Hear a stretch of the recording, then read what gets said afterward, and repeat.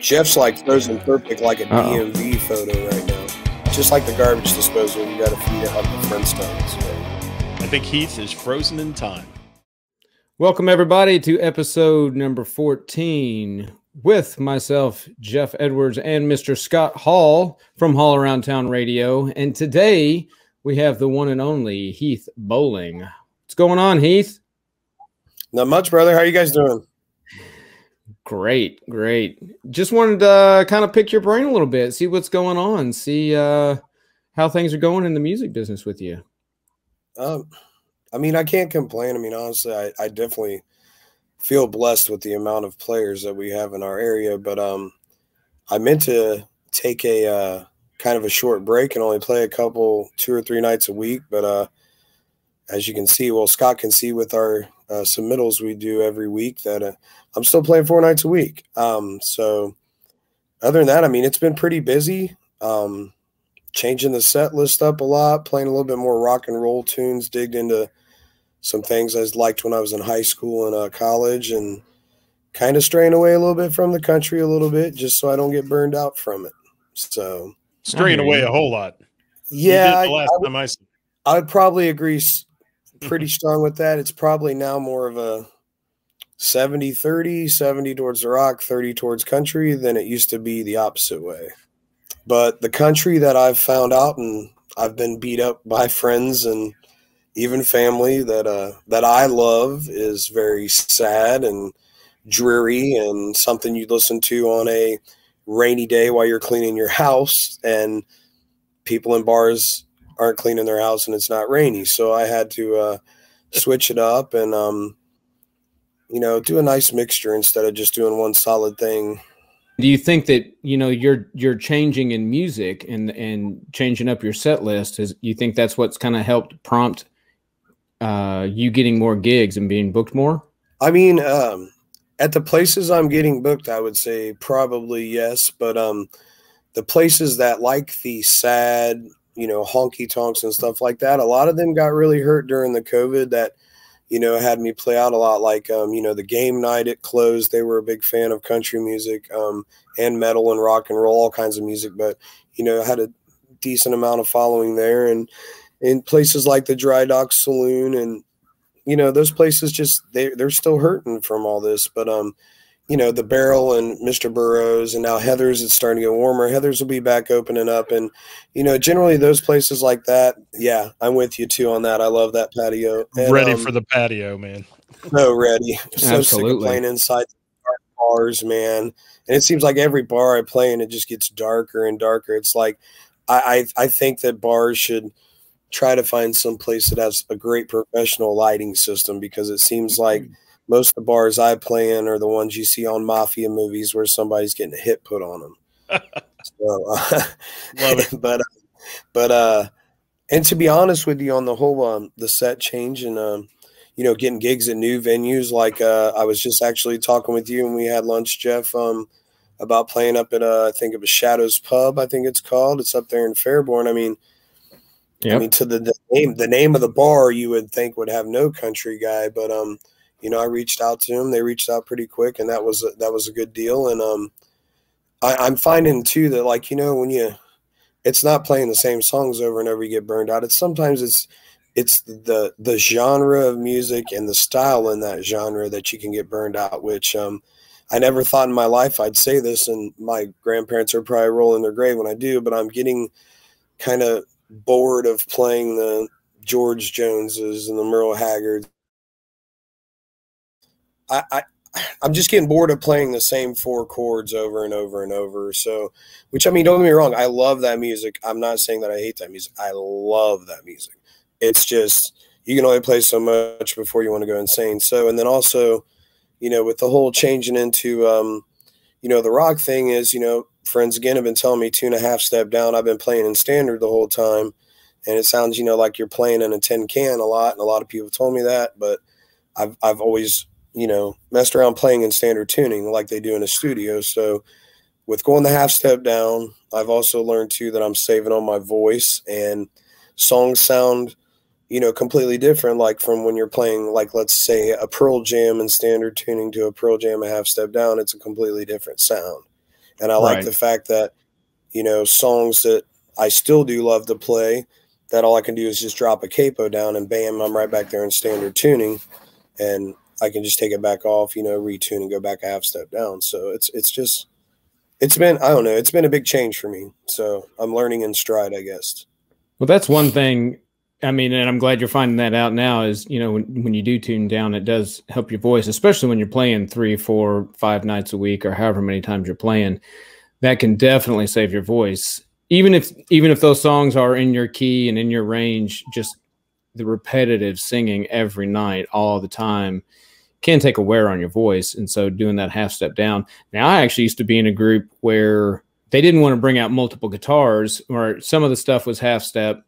And then some stuff I actually did a full step down. So even if it was, you know, the original key was a standard tuning, sometimes because, you know, there was 80s rock, some of this 80s rock and 90s rock and stuff like that, it's just too high to sing. And so rather than transpose everything and have the guitarist relearn something or whatever, they just tuned everything to a full step down. And that's where we honestly we just ended up leaving everything because they didn't want to bring multiple guitars. Whatever we did was a full step down. And if it sounded really god awful just because of the tuning, then we would drop it. You know, we wouldn't even play the song. But that does absolutely help. Now, another thing, though, I was thinking of that you just mentioned was you said that you feel like you're playing in a tin can. I mean, are you saying your guitar makes it sound like that? The tuning sounds like that? It just seems like to me that, you know, when you're playing like, you know, your standard D chords or, you know, B minors, D minors, it just sounds like it's a little bit higher than my liking. Now, I'm not a sound guy, nor will I ever be a sound guy. If I could afford it, I would probably pay somebody to do sound at my shows, because it seems like every time somebody does sound for me, I sound 1,000 times better than I do with my equipment. And Scott's sitting there shaking his head because Scott said that to me as well. Even with his stuff, I sound better. It's just a fact of, I guess, me not liking change and sitting down actually and messing with my mix board and playing in the family room and, you know, figuring out where the sound's at. Now, I know Wes has helped me out a little bit as far as on my vocal part of it with, I guess I was using way too much gain from what he told me. And since he's adjusted the vocal part of it, I mean, in my opinion, I think it sounds 1,000 times better. I sound a lot more clear, and I can actually hear myself. You know, I don't know if you get this, Geoff, from playing out, but sometimes there's places you play, they're so hollow that when you play, you can hear it about a half a second later coming back around to your other side of your head. Yes. And some people hate that. Some people like that. Me, on the other hand, I like it because I'm not a person who uses a monitor. I'm not a fan of monitors. I don't like hearing myself being blared back into my face, but I do like the fact of the half-second delay to where I'm singing and it wraps around this, you know, aluminum roofed bar I'm in or whatever kind of walls and comes back to me to where I can hear it if I'm obviously a lot of the times off key or off pitch, but at least I'm halfway there or halfway not. I know it because back a year ago, I wouldn't have heard that. I wouldn't have even known how to, you know, explain what I'm hearing, but I'm gaining in little baby steps, you know, because it's a big difference going from a hillbilly sitting in your room playing guitar at your buddy's house drinking beers to getting up on a stage and trying to be professional, not letting the whiskeys take over your mouth, which sometimes it does for me, but I do choose the right locations for that to happen. Other times, I mean, it's just I don't know, man. I guess I need to work on the sound. That's what it is. I have no difficulties in learning a song, remembering the words, all that. I don't have to use, you know, the iPads, all that stuff, which isn't a bad thing. I don't have to use it. And the sound is my key right now for what I think is my sound's gotten a little better because I've had people come up and tell me like, man, great song set, great song selection, but man, your sound just to par. And I thought, you know, just getting rid of the old, what do you call them? Non-powered speakers. I can't remember. Oh, passive speakers. Right. Getting rid of those and buying a powered speaker that would change a bit. But until Wesley helped me, it did not at all. Yeah, I think, sorry about the voice, guys. My voice is gone. But I think that it's so different room to room, too. And if you're not good at adjusting your own mixer and PA when you go in, and being able to, you know, if you're a solo guy, it's so hard because you're on the stage playing and your mic's there and your guitar's there. You can't get out in front of that PA to hear what it sounds like to the audience. So you have to almost rely on your audience a little bit. That's a tough thing to crack. And especially when you go from playing places like you do, and you play AJ's Franklin Tavern, small room. You don't need much PA in there. But if you go down to the Barrel, that's a big room, and you need, when it's full, you need a lot of PA. And I was with Jay Clark Friday night down at Burroughs, and it was full of people, and they had a big party going on there, some things like that. And I was helping him out with the iPad in the back, trying to adjust. And one of the things that really helped after the first set is we raised his PA speakers on a stick up higher, and it got to the back of the room a whole lot better because it was just getting sucked up by the people sitting around the bar. And that's a tough thing to deal with. And sound is its whole other animal. I mean, other than playing and learning your songs, sound's a whole nother world, isn't it? Oh yeah. We hit that last week, when we were talking with Rob Jeremy about that, because that's, he's done it for years and traveled and toured with, national acts and things like that. And, you mentioned it, Heath, that gain, the gain, if you start out with too much gain, I mean, your sound can be cooked from the start before you even get going. I mean, that's just one thing it's just going to take some practice, and maybe having a buddy there who hears something and then can come up and tell you, hey, tweak this a little bit, because you do play so many different places, the small venues, the big venues, the venues that have 10 roofs that just totally kill sound and make it a nightmare. Maybe you can kind of check out your settings, and then whenever you go back into this venue, take a picture of your soundboard and say, okay, when I play at Franklin's, this is what I'm going to use. This is going to be my starting point, and so on and so forth. That might be a way to help you out there, get that sound dialed in. Yeah, and you're using a regular analog board. You're not using the digital X-Air or any of that, right? No, I'm just using an old, a Yamaha MX-110. Yeah, so I mean that's pretty simple to do. What Geoff talked about, take a photo of it at the end of the night once you've got it dialed in or whatever, and know that's your settings for it when you come back to that bar. I think that's a great idea. Most of the times when I play and stuff like that, I kind of designate one of my friends that is there, like, hey, you're the sound guy tonight. Maybe I should do a warm-up song, and maybe I should do more sound testing, but I usually just plug everything in, hit the guitar. Yep, that's a guitar. Hey, check, check, check. Yep, that's a mic. So I usually judge it by the first song, and obviously I don't know about you and your bands and stuff like that, but I always go with a comfortable song that I know everything's going to go all right. I'm not going to mess up the chords. I'm not going to mess up the words, blah, blah, blah. So I play that song, and the person in the crowd says, sound good, sound bad, and then they'll come up and tell me, and then I'll adjust a little bit, and then it might be somebody might stay for the first hour, and then somebody else might come in the second hour. But that's the best I can do, because like Scott says, when you're by yourself, man, it's rough sometimes. Like you said, you don't have a sound guy there. If you're having a bad night, you're on your own. There's nobody to bounce off of. If the crowd's not into you, if you got a heckler, whatever. It's it's rough. I mean, it really is. It's rough some nights, but makes it even more difficult when you're by yourself, and you're in the middle of a song, and maybe you have some sort of glitch where you get a feedback or something. What are you supposed to do? Stop and turn the knobs and start messing with everything? I mean, it does make it difficult when you're running your own sound. Do you ever use any effects on your stuff? Do you ever use like pedal effects, any chorus, reverb, delay, anything on your vocals, stuff like that? I haven't before. I mean, I had a couple shows where I can't remember if it was Shane or somebody else, but somebody put reverb on my voice, and I did one song on it and I really dug it, and then like I did a second song, and I'm like, God, that sounds like garbage. So I've only had maybe maybe a 30 minutes out of a set where I did a little bit of reverb, but as far as pedals, stuff like that, I don't use anything. I mean, all I strictly do is I pull the guitar out, run a chord. That's it. I don't know special effects or anything. I mean, I got a newer guitar now that's got a little bit more on the, on the electronics and stuff that's in it, which has changed my, my tone and everything, because I was just playing my old Alvarez, And all it had was a high and a mid. That was it. There was no, or a high and a low. There was no mid or anything like that. To where this one now's got, I think it's got like 6 or 7 different knobs on the electronics alone, so you can adjust the sound a little bit on the guitar.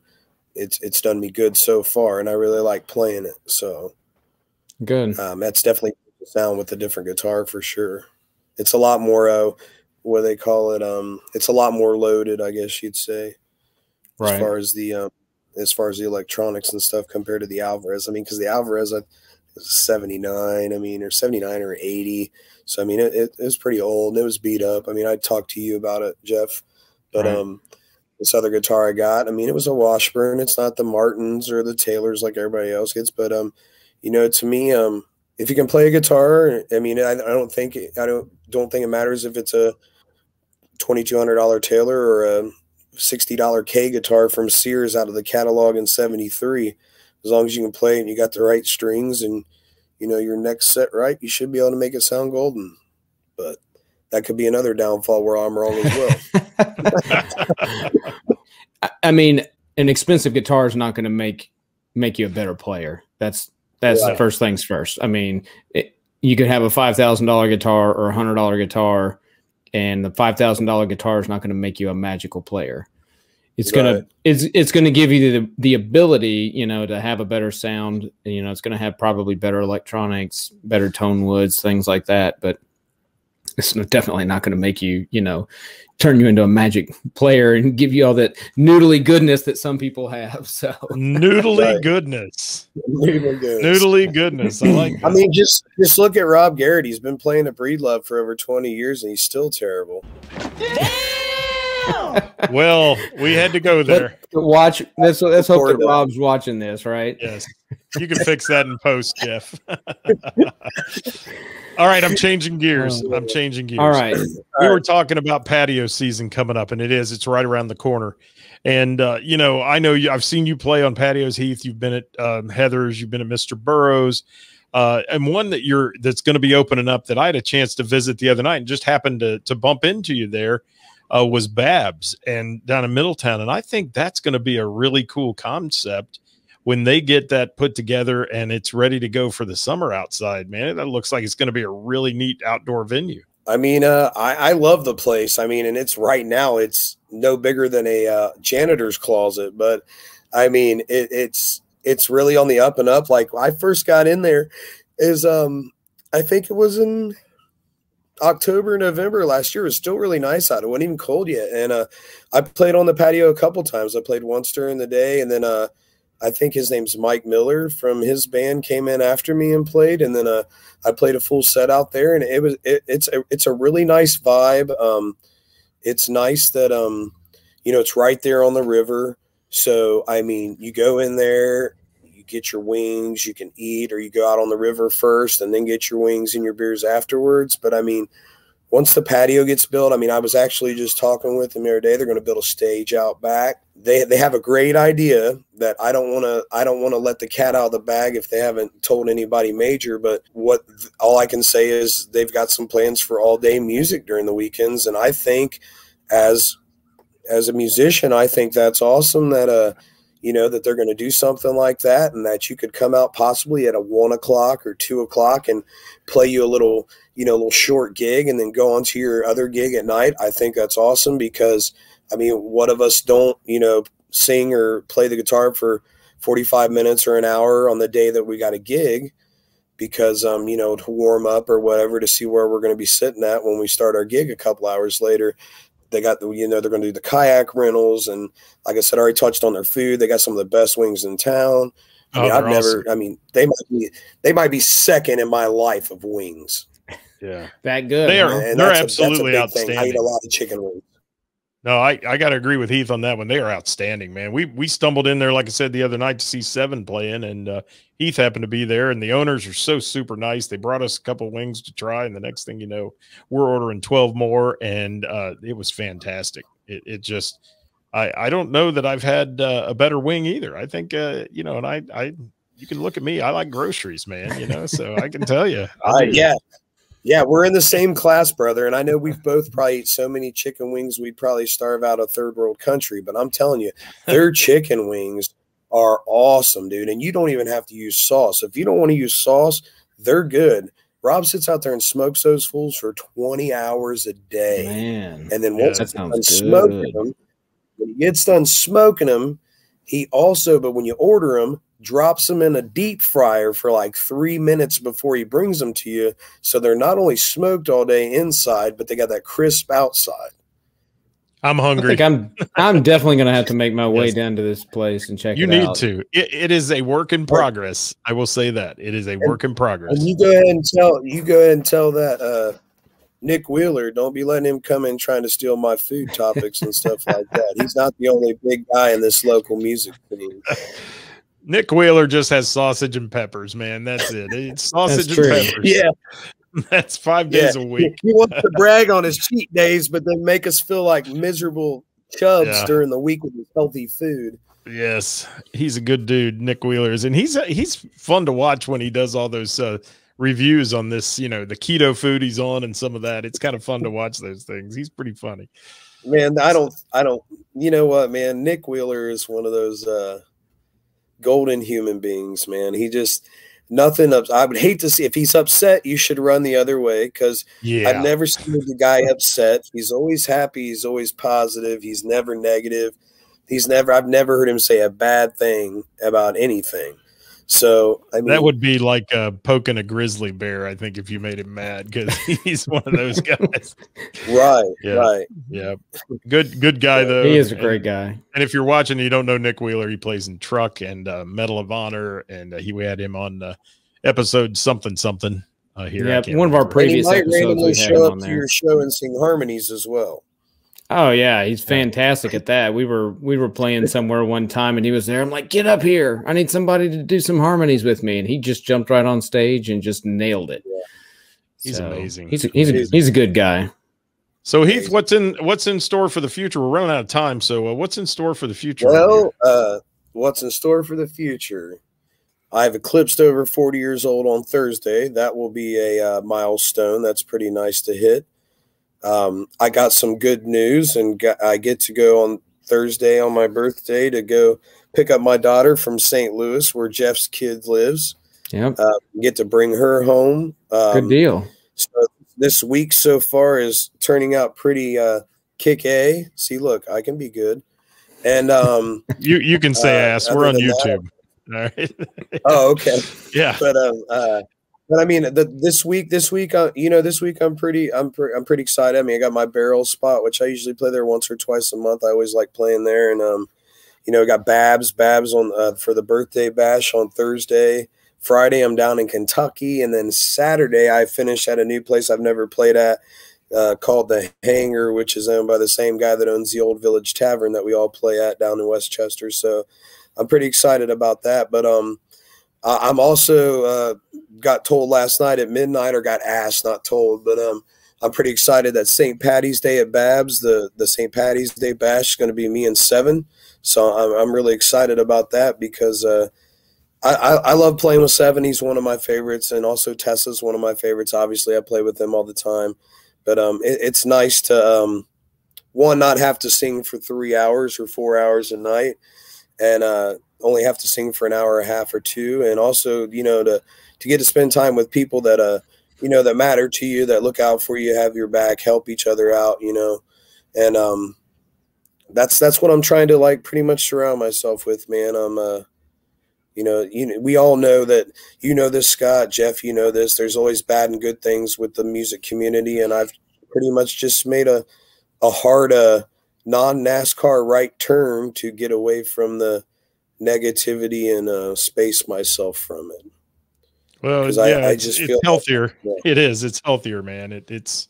Well, I loved your post you put up the other day that said, blowing out someone's candle don't make you any brighter. And I mean, that's just facts. I mean, sometimes, and I used to be like that. I have no problems to say that, but I wasn't saying it to hurt people's feelings. I was saying it to just be the a-hole that I am when I get whiskey in me, and I don't care for something, which is bad to do when you've been drinking, because then, you say some things that you regret. And I've done that and learned from that. And that's why I'm pretty much just, sticking to the straight and narrow and just trying to focus on me and what I want to do with music, because I really like, I really like doing everything by myself, but I also really, really love collaborating with people, but I don't want to be in a band. You know what I mean? I don't know. Tessa, she's got her own little side band going. Seven's got his thing with Rambo, and he can do a full band and stuff like that. And I kind of like just being the lone wolf, because then I only got to worry about me and my faults and my highs, my lows, and where I go from here. You know what I mean? So,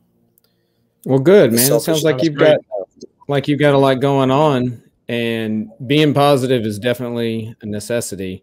But I will tell you this, man, right. Even though it's fun being out there being the lone wolf, it sure is fun when you get to share it with other people. So if you do get the opportunity, absolutely. I just had the conversation a few days ago with somebody where they were saying, they wanted me to pick up a gig, and I was like, well, can I make it a duo? And they're like, well, why would you want to do that? It's not that much, you won't get as much money. You'll have to split it. Yeah, but it's just more fun. I can sit in my house and on my couch and play guitar and sing and do whatever by myself. But I'm going out in public and whatever. You want to hang out and have fun. And it's hard to do when you're sitting up on stage by yourself. I mean, I give you props. I mean, you've done it for a long time, and, I'm glad you enjoy it. And I hope it keeps going as good as it is for you.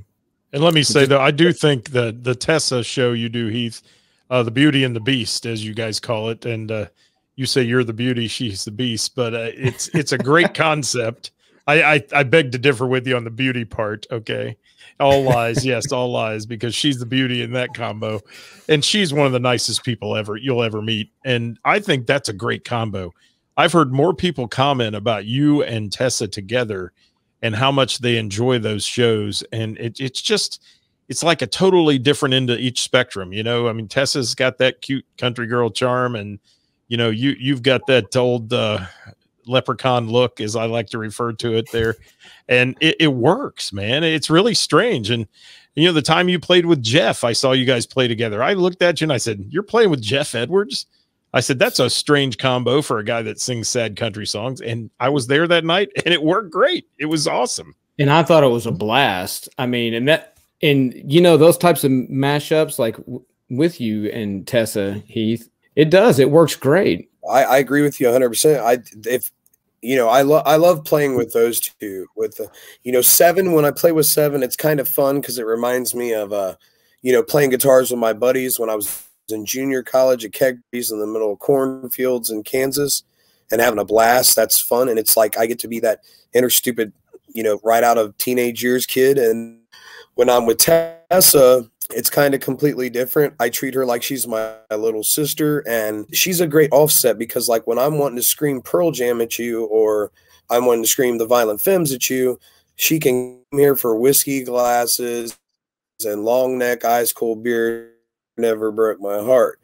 I don't know those I know those songs, but I don't play those songs. I've never tried to learn those songs, the words or anything, but I've come to a grasp with that. Instead of, I've been a solid not liker of Nashville country music, of some genre, not all of it. There's still good Nashville country. You just got to find it. The stuff that they play on the radio, she plays that stuff. So for me to compensate, instead of me being a hater, as people would say, I stopped being a hater, and I didn't start to learn to sing the songs.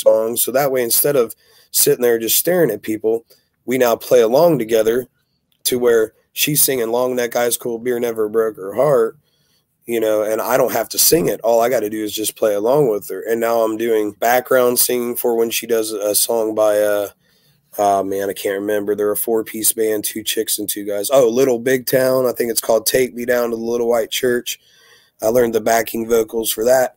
So that way I'm just not sitting there like a bump on the log and everyone thinks I hate what she's doing, because I don't want them to think that. She's also, spread her wings and starts doing a little bit more other things like rock and roll, like she's doing a little bit more Tom Petty and, the Eagles and stuff like that. And I like that. And there's a lot of songs that she sings that I'm not a fan of by the original artist. And when she sings them, I'm a fan of. So it's nice to have these 2 younger kids that are letting us, I guess, call me an old man now, 41-year-old guy hanging out with 2 21-year-olds that on life and personal life, they're on completely different sides of the globe.